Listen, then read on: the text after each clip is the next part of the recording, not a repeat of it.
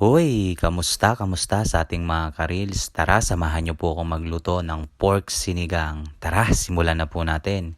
Igisa lang po muna natin ang bawang at sibuyas at kapag lumabas na po ang aroma, lagay na po natin yung hiniwa-hiwa nating kamatis. At Yes! kapag naluto na po yung ating kamatis, tsaka po natin ilalagay yung ating pork meat. Haluin lang po nating maigi yan para maluto po ng maayos yung ating pork meat. At pagluto na po ang ating karne, lagyan na po natin ng paminta para may kaunting kagat. At syempre, magic sarap ang bili ni nanay para laging masarap. Kaunting sili para may kaunting kagat. At syempre, sinigang po, patis po ang lagi kong nilalagay dyan para mas malinamnam. Wow! Hahaluin lang po uli natin yan at mamaya lalagyan po natin ng tubig. Depende po kung ganong karaming sabaw ang gusto nyo. At syempre, pagkulo po niyan, ilalagay po natin yung ating hiniwa-hiwang labanos at iintayin lang natin kumulo. Isusunod na po natin yung ating talong at yung ating gulay na pechay na hiniwa-hiwa ng maliliit.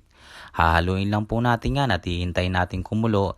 At syempre, ilalagay na po natin ang Knorr Sinigang Mix with Gabi. What? Ayan po ang pampaasim at hahaluin lang po natin. Mamaya, ready na po ang ating pork sinigang. At syempre, kayo na po ang bahala mag-adjust sa asim at alat. Ano pang gagawin? Rat-rata na, kainan na! Oh my God.